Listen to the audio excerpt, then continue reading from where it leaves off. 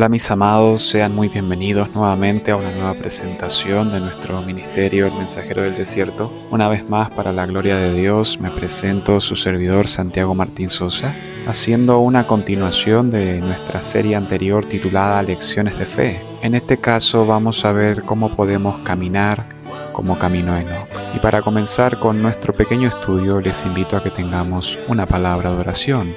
Vamos a orar. Padre Celestial, tú que moras en los santos cielos, te damos las gracias por tu amor, por tu misericordia, por tu infinita bondad al darnos tu palabra para poder examinarla, para poder estudiarla y para poder encontrar el camino a la vida a través de tu Hijo Cristo Jesús. Te quiero pedir, Padre bendito, humildemente una bendición sobre cada uno de los oyentes y que se pueda dar a conocer el mensaje con claridad para tu honra y tu gloria. Te lo pido humildemente en el nombre de Jesús. Amén. Bueno, sean muy bienvenidos nuevamente a nuestra presentación que se titula El caminar así como caminó Enoc. Y antes de comenzar con nuestro estudio, me gustaría compartir con ustedes un texto bíblico que se encuentra en Habacuc, el capítulo 2 y el versículo 4. Dice la palabra de Dios: He aquí que aquel cuya alma no es recta se enorgullece, mas el justo por su fe vivirá. Qué interesante, porque el contexto de esta cita es un contexto de apostasía, en donde Habacuc veía a los impíos prevalecer, veía a los impíos prosperar, veía a los impíos saliéndose con la suya.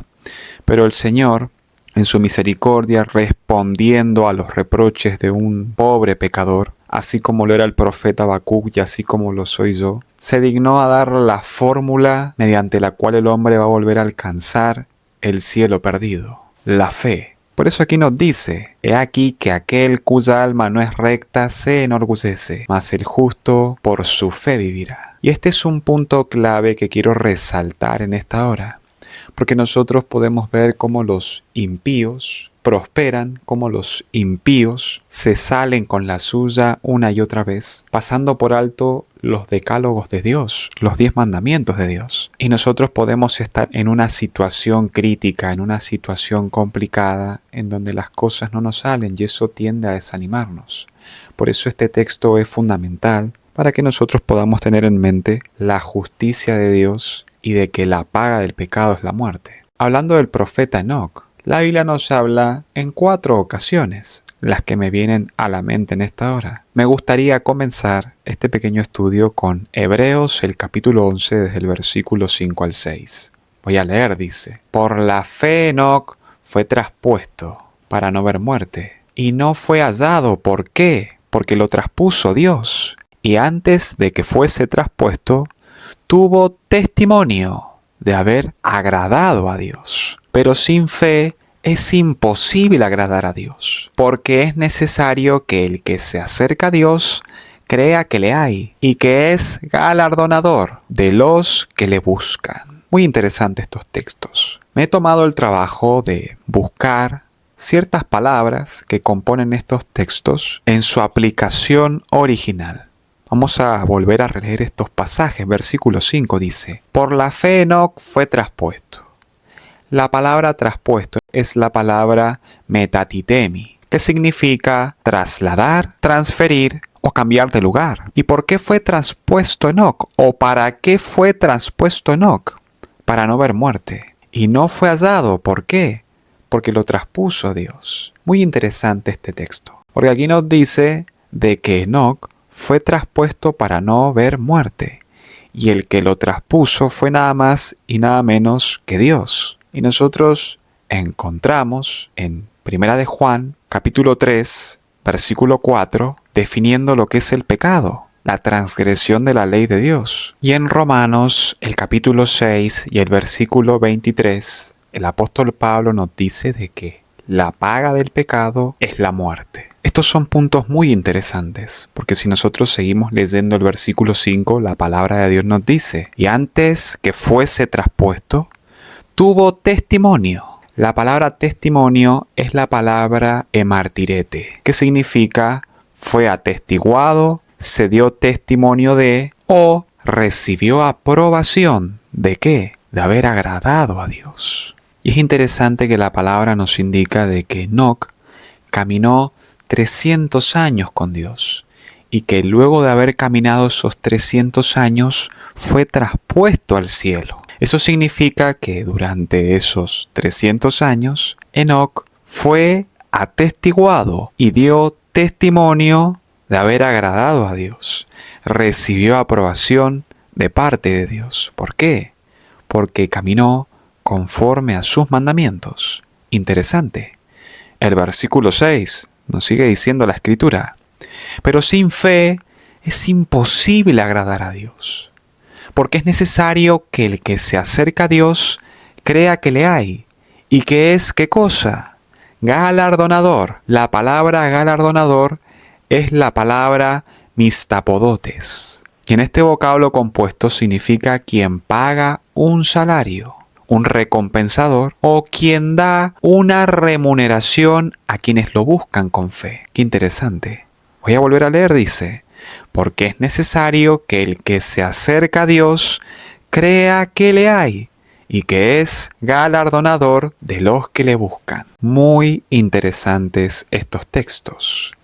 Aquí nosotros debemos tener en mente cuáles son los principios de la fe, de la justificación por la fe que Dios exige del pecador. Nosotros podemos agradar a Dios mediante la fe. Nosotros podemos ser traspuestos para no ver muerte, así como Dios traspuso a Enoc, por medio de una vida de fe, por medio de una vida de perfección cristiana, por medio de una vida de justificación y santificación, que me lleva a ser perfecto como mi Padre que está en los cielos es perfecto. En una vida donde yo debo dar testimonio de haber agradado a Dios. Es un texto muy interesante el que encontramos en Hebreos, el capítulo 11, versículos 5 y 6. Estábamos haciendo mención de este texto que se encuentra en Génesis, el capítulo 5 y el versículo 22, de que Enoc caminó 300 años. Voy a leer, dice: y caminó Enoc con Dios después de que engendró a Matusalén 300 años y engendró hijos e hijas. Bueno, la palabra caminó en el original, en el hebreo, es la palabra hitalek, la cual indica una acción de caminar de ida y de vuelta, o de vivir continuamente en compañía. Muy interesante. Esta misma palabra, la palabra hitalek, la encontramos en varias ocasiones en la Biblia. Voy a nombrar 4. En Génesis, el capítulo 6 y el versículo 9, la Biblia nos dice de que Noé era varón justo y de que con Dios caminó Noé. La palabra caminó es la palabra hitalek.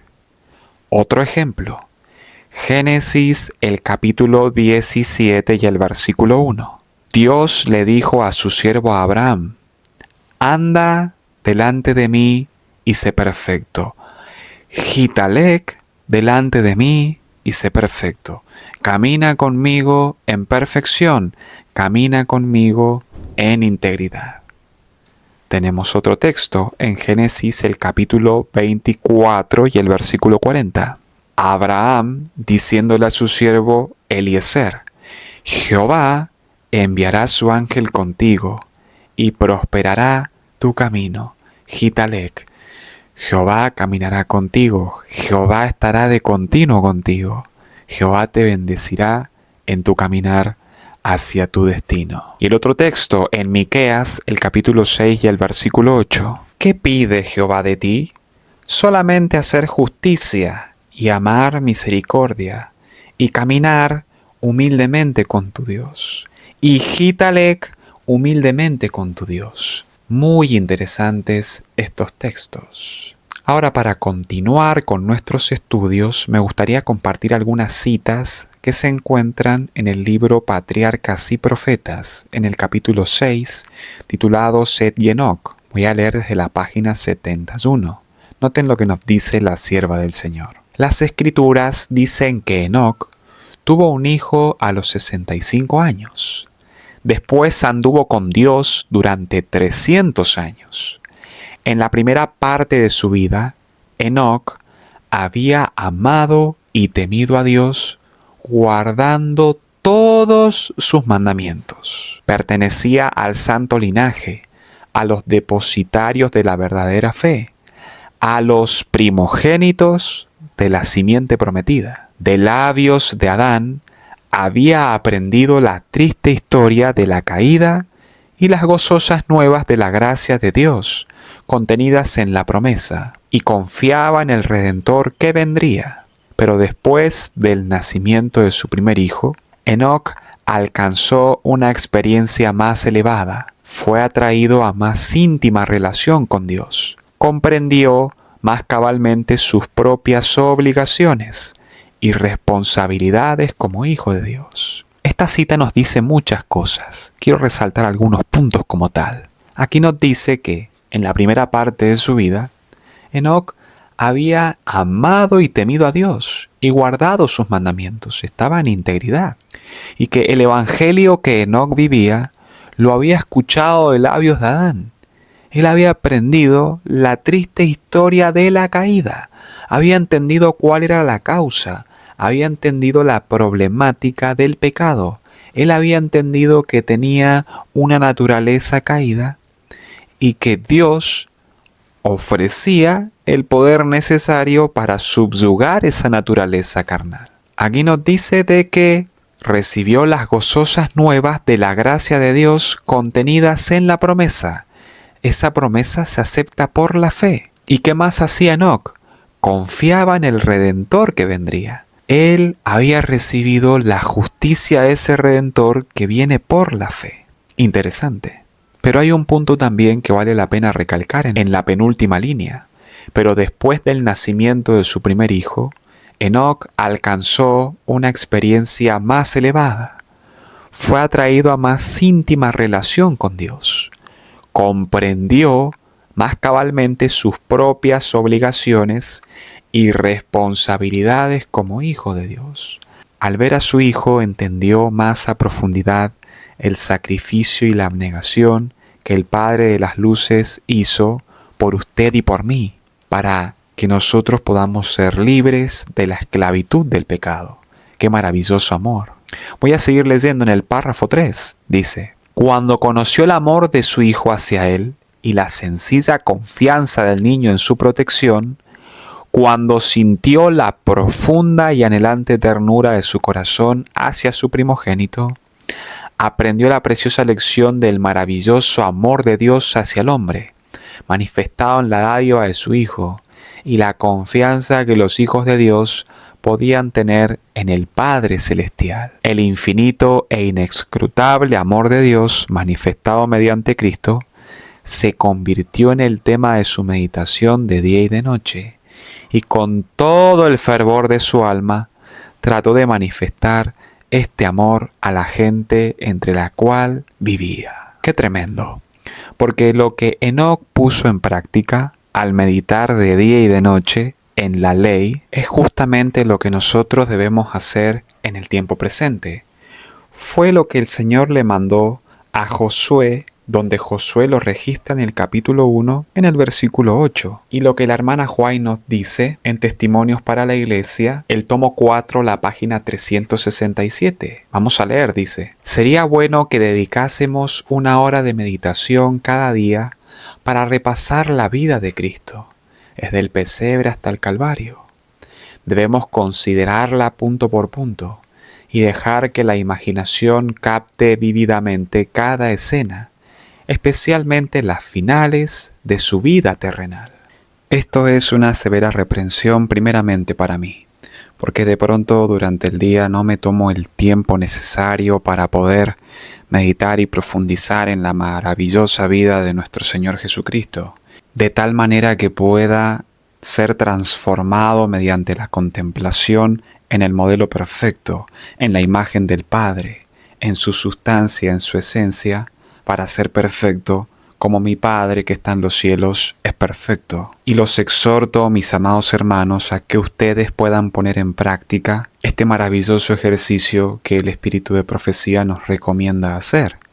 Dicho esto, vamos a avanzar con nuestro estudio. Vamos a leer Patriarcas y Profetas, la página 72. Dice: el andar de Enoc con Dios no era en arrobamiento o en visión, sino en el cumplimiento de los deberes de su vida diaria.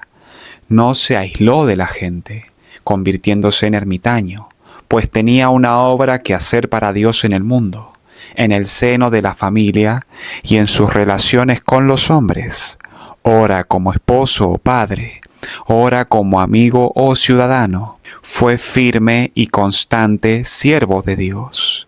Su corazón estaba en armonía con la voluntad de Dios, pues andarán dos juntos si no estuvieren de acuerdo. Amós 3:3. Y este santo andar continuó durante 300 años. Muchos cristianos serían más fervientes y devotos si supiesen que tienen solo poco tiempo que vivir, o que la venida de Cristo está por suceder. Pero en el caso de Enoc, su fe se fortalecía y su amor se hacía más ardiente a medida que pasaban los siglos. Es muy interesante, mis apreciados hermanos, ver el caminar de Enoc. Nosotros muchas veces con el pasar de los años caemos en un triste formalismo, caemos en una triste liturgia religiosa, así como cayeron los judíos en los días de Cristo, en un ritualismo ceremonial en donde carecía de discernimiento de quién era el cordero que representaba el centro del sistema religioso del judaísmo en ese tiempo. Y muchas veces nosotros pasamos por alto el servicio a Dios en el cumplimiento de los deberes de su vida diaria.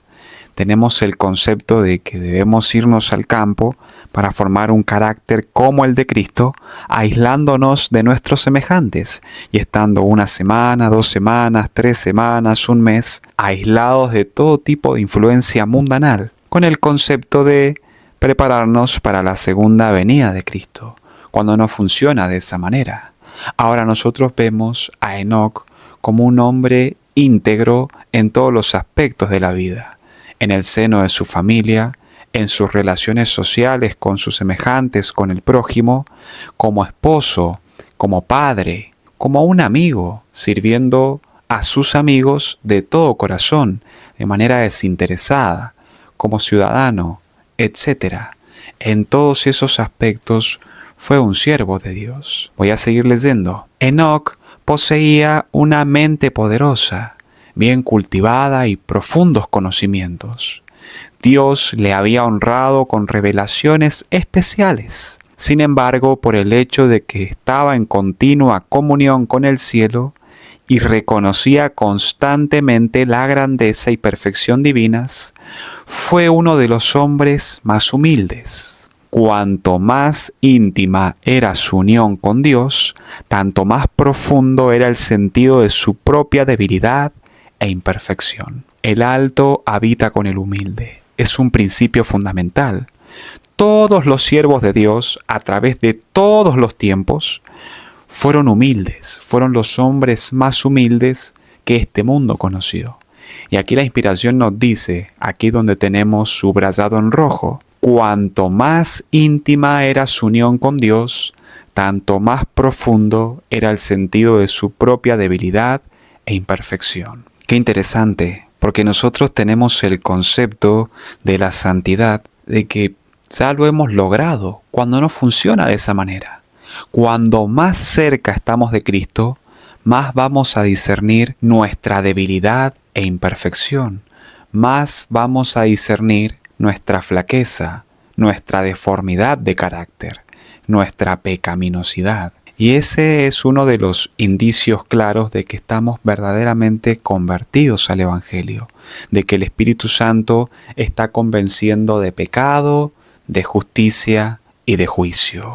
Dicho esto, vamos a avanzar en Patriarcas y Profetas, la página 73 y el párrafo 2. Enoc había estado preocupado acerca de los muertos. Le había parecido que los justos y los impíos se convertirían igualmente en polvo y que ese sería su fin.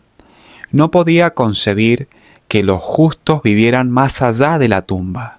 En visión profética se le instruyó concerniente a la muerte de Cristo y se le mostró su venida en gloria, acompañado de todos los santos ángeles para rescatar a su pueblo de la tumba.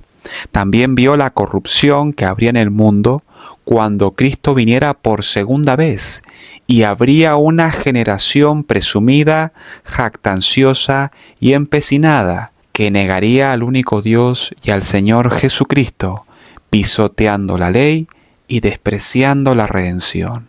Qué interesante, porque a Enoc se le mostró el estado de los muertos, algo que a él le impresionaba profundamente en su mente, así como a su padre Adán. La muerte es un misterio para el pecador cuando desconoce la verdad de Dios.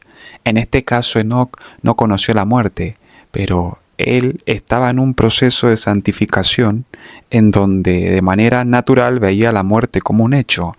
No tenía revelado hasta ese momento de que él no iba a conocer la muerte.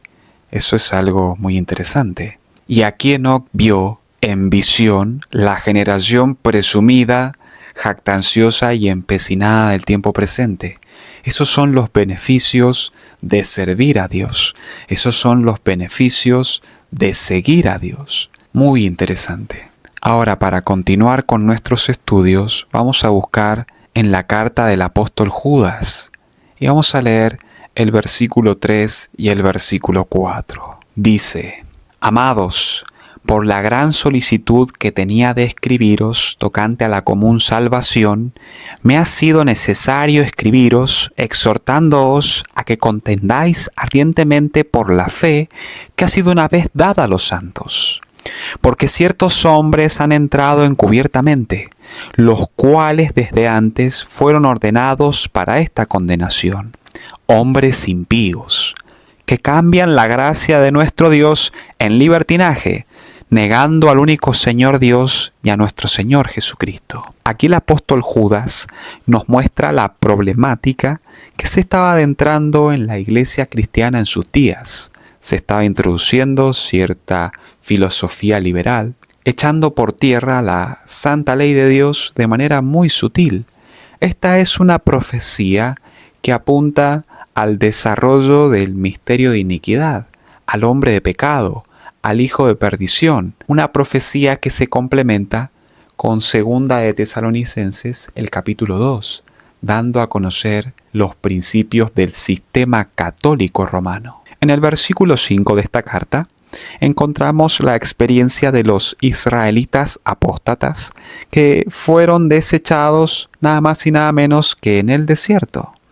En el versículo 6 encontramos la experiencia de los demonios cuando fueron desechados del cielo al rebelarse abiertamente hacia el gobierno de Dios. En el versículo 7 encontramos la experiencia de Sodoma y Gomorra, de cómo estas ciudades impías fueron destruidas a causa de la fornicación, a causa de sus pecados que trajeron sobre sí los juicios de Dios. Desde el versículo 8 al 11 encontramos la actitud desafiante de los pecadores y de cómo estos van a ser destruidos por sus propias obras de iniquidad. Y en el versículo 11 pronuncia un ay. Voy a leer, dice: ay de ellos, porque han seguido el camino de Caín, y por recompensa se lanzaron en el error de Balaam, y perecieron en la contradicción de Coré. Qué interesante, porque aquí el apóstol Judas nos dice de que dentro del campamento de Dios hay hombres impíos, hay hombres perversos que introducen estas herejías dentro de la iglesia de Dios. Interesante. En los versículos 12 y 13 vemos de que esta clase de gente anda para arriba y para abajo, arrastrando demonios y trayendo maldición dentro de lo que es la esfera del pueblo de Dios. Nubes sin agua, árboles otoñales sin fruto, fieras ondas del mar que espuman su propia vergüenza, estrellas erráticas, etcétera, etcétera, etcétera. Y en el versículo 14 nosotros encontramos el texto que queremos estudiar de esta carta como punto central. Miren lo que nos dice la palabra de Dios. De estos también profetizó Enoc, séptimo desde Adán, diciendo: He aquí que el Señor viene con decenas de millares de santos para ejecutar juicio contra todos y convencer a todos los impíos de entre ellos de todas sus obras impías que han cometido impíamente y de toda palabra dura que los pecadores impíos han hablado contra él. Qué interesante, porque aquí vemos una idea central y antes de extraer esa idea central, tuvimos que analizar el contexto. A través de todos los tiempos, dentro del pueblo de Dios, han existido hombres que han desechado el mensaje de la justicia de Cristo, que se han convertido en nubes sin agua, y que estos hombres son los hombres impíos de la cual habla la carta del apóstol Judas, y que a estos hombres denunció Enoc. Aquí la Biblia nos dice de que Enoc profetizó acerca del juicio contra los impíos. También aquí la Biblia nos dice de que Enoc predicó la segunda venida de Cristo, desde el mensaje del primer ángel hasta el mensaje del tercer ángel. Justamente ese es el contexto de los días de Enoc, días de mucha apostasía. Para corroborar lo dicho, vamos a leer en Patriarcas y Profetas la página 74 y el párrafo 1. Dice: Enoc condenaba intrépidamente el pecado, mientras predicaba el amor de Dios en Cristo a la gente de aquel entonces y les rogaba que abandonaran sus malos caminos, reprobaba la prevaleciente iniquidad y amonestaba a los hombres de su generación, manifestándoles que vendría el juicio sobre los transgresores. El Espíritu de Cristo habló por medio de Enoc y se manifestaba no solo en expresiones de amor, compasión y súplica, pues los santos hombres no hablan solo palabras halagadoras. Dios pone en el corazón y en los labios de sus mensajeros las verdades que han de expresar a la gente, verdades agudas y cortantes como una espada de dos filos. Qué interesante, porque Enoc no predicaba el evangelio de Alejandro Ullón, no predicaba el evangelio de Joel Flores, no predicaba el evangelio de Mark Finley, no predicaba el evangelio de Esteban Bor, no predicaba el evangelio de todos estos apóstatas. Enoc llamaba al pecado por el nombre que le corresponde, pero Enoc también llamaba al arrepentimiento y a la reforma, el mensaje del evangelio eterno, el mensaje de Elías, de Juan el Bautista, nuestro mensaje. Y la experiencia de Enoc va a ser la experiencia de los adventistas fieles en el último tiempo. Voy a leer del Conflicto de los Siglos, la página 591 y el párrafo 4. Dice la sierva del Señor: En cada generación Dios envió siervos suyos para reprobar el pecado tanto en el mundo como en la iglesia. Pero los hombres desean que se les digan cosas agradables y no gustan de la verdad clara y pura. Muchos reformadores, al principiar su obra, resolvieron proceder con gran prudencia al atacar los pecados de la iglesia y de la nación. Esperaban que mediante el ejemplo de una vida cristiana y pura, llevarían de nuevo al pueblo a las doctrinas de la Biblia. Pero el Espíritu de Dios vino sobre ellos como había venido sobre Elías, impeliéndole a censurar los pecados de un rey malvado y de un pueblo apóstata. No pudieron dejar de proclamar las declaraciones terminantes de la Biblia que habían titubeado en presentar. Se vieron forzados a declarar diligentemente la verdad y señalar los peligros que amenazaban a las almas. Sin temer las consecuencias, pronunciaban las palabras que el Señor les ponía en la boca, y el pueblo se veía constreñido a oír la amonestación. Qué interesante, porque nosotros encontramos esta cita en el capítulo 39 titulado El mensaje final de Dios. Por ende, este mensaje de amonestación y de reprensión a una iglesia apóstata lo dan los verdaderos siervos de Dios, los que se perfilan para formar parte de los 144.000. Así como Enoc es un símbolo de los 144.000, los cuales son trasladados al tercer cielo sin conocer la muerte, así como Enoc no conoció la muerte. Interesante. Hablando nuevamente de Enoc, vamos a leer Patriarcas y Profetas, la página 73 y el párrafo 3.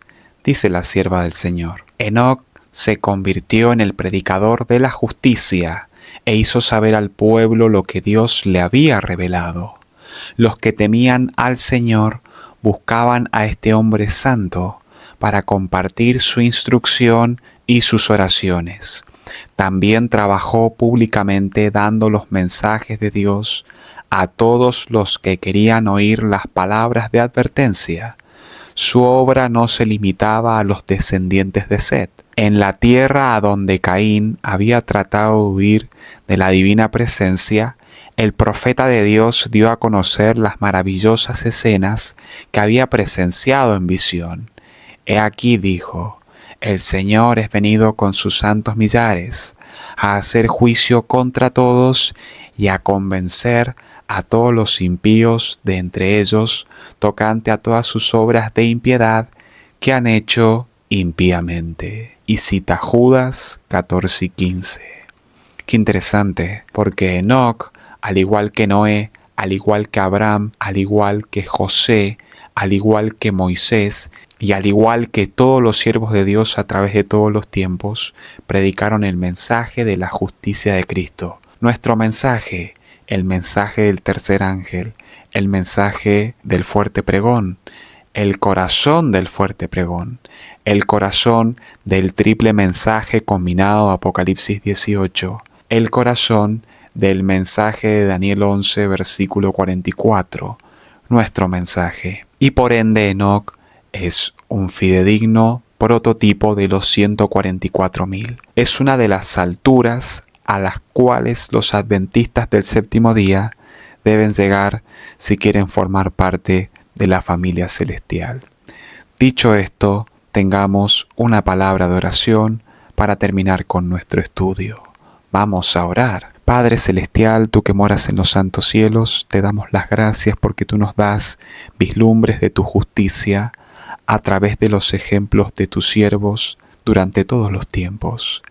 Te queremos agradecer por tu palabra, porque es perfecta y porque es infalible, y porque por medio de ella podemos obtener el perdón de nuestros pecados, podemos confiar en sus promesas y podemos ser sanos mediante la preciosa sangre de tu amado Hijo.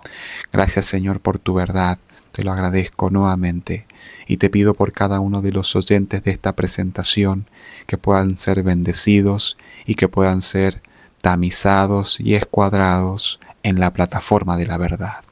Te lo pido muy humildemente, mi Dios, en el nombre de Jesús. Amén. Bueno, mis apreciados hermanos, ha sido un gusto compartir con ustedes. Me despido, su humilde servidor, Santiago Martín Sosa, y nos veremos en otra presentación. Que Dios les bendiga.